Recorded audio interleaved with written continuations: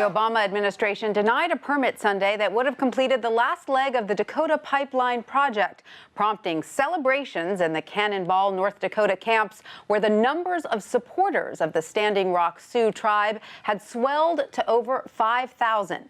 Joining us now to discuss is the chairman of the Standing Rock Sioux, Dave Archambault II.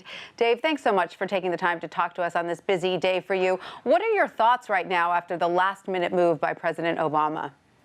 I have a sense of relief because this was something that we've been trying to educate a lot of people about.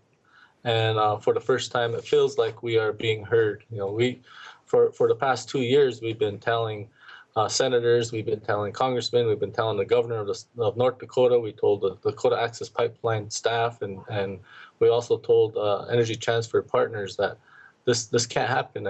And we tried to express that early on, but it seemed like nobody heard us. And so we continued to build awareness. And finally, for the first time yesterday, it feels like somebody actually heard us. And now, Dave, thousands of protesters fill the camps there, including hundreds of U.S. military veterans who came over the weekend. Can you tell us what the mood is there right now? Did anyone get any sleep last night? Are people beginning to go home? You know, I think it's still a happy time for everybody. You know, they're celebrating, and there's also a sense of fear that this is not reality. But it is. It's true, and the right decision was made by the government, and it's going to be a decision that's hard to unwind. So I don't feel like there's anything going to happen, and it's time now for the people that we appreciate, that we're so thankful they came to stand with us. It's time for them to go home now. So you say it would be difficult to unwind. Donald Trump's team is now saying that the president-elect will review the issue once he's in office. But you're not worried about what might happen in January?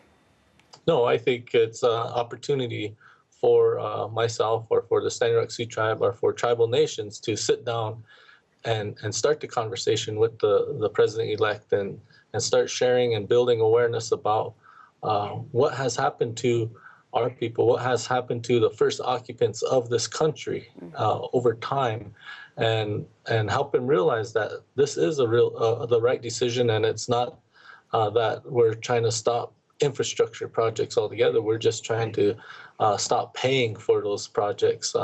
This great nation was built off of our backs, and it can't continue to happen. So it's an opportunity for us to, and I welcome a discussion with the president-elect. So could all of this have been avoided from the beginning if the Standing Rock Sioux tribe had just been consulted during the pipeline planning process? Yeah, I think the problem with the policy is consultation in general. It's a form to check off the box. And what really needs to happen is when these infrastructure projects cross our treaty lands, that we have to have the opportunity to give consent. And that's what the rest of the world does with indigenous peoples and their rights. So we're striving to change the policies. And I see a bright future for indigenous peoples around the world because of this movement. Absolutely. Now, talking about this specific situation, we understand that your main objections were worries over water supply contamination and the destruction of sacred burial grounds. Is that correct? What has already been destroyed? So the path of the pipeline destroyed pretty much everything, but it's not just a sacred site that concerns us. It's a sacred place. Where this pipeline crosses is a valley that's rich with cultural heritage, cultural sites, and it's a place, and that's what is being threatened. It's not just the culture, but it's our heritage, it's our people, our environment, and our water that's being threatened. And as the first people of this country, we should have every right to express our concerns, and we do have every right to stand up against something that is legal, but it's absolutely wrong. So this was also a question of respect, of respecting the sovereignty of tribal lands, correct? Yes. So going forward, what would you like to see be done differently so that this doesn't happen again to the Standing Rock Sioux or to another tribal nation? We need to adjust the laws that are in place now. We need to change the policies that allow for this type of infrastructure project to encroach on our sacred places, our culture, and our heritage. And I think this is a door, a window that has been opened, and we need to take advantage of it, and we need to build relationships with whatever administration is in office, whatever congressional representations are there. It's an opportunity for us to continue and strengthen our awareness and our relationships with everyone. To create that dialogue. Now, as far as you know, has an alternate route for the pipeline already been planned? Are you okay with it? I'm not aware of any, and that's a good question for the company. What I would just express is that we should have the opportunity to consent if it's going to cross our treaty lands, and our treaty laws, our treaty constitutional law is the law of the land, and we should be given that, afforded that opportunity to express that. Absolutely. Now, most of the protesting had been peaceful, but there had been some violence. What is the worst of what you've seen? And we understand that as many as 500 people were arrested. Do you have any word on their fate? The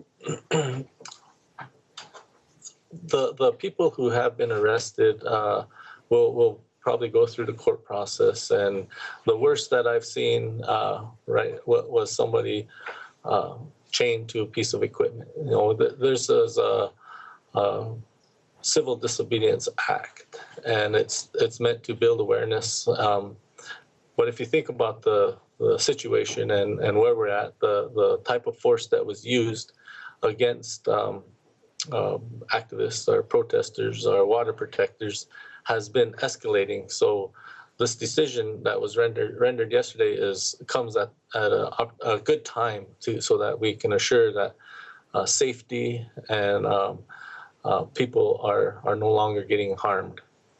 And so what is next for you? A little rest?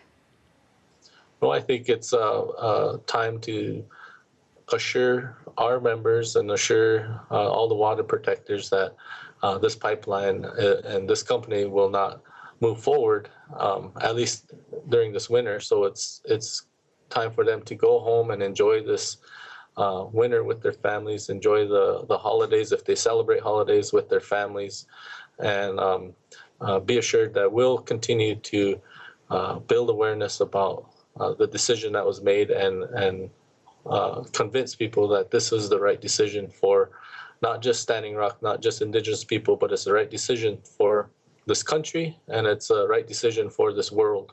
Well, this must feel like an amazing holiday gift for your people. Thank you so much, Dave Archambault, for talking to us today. Yep, thank you.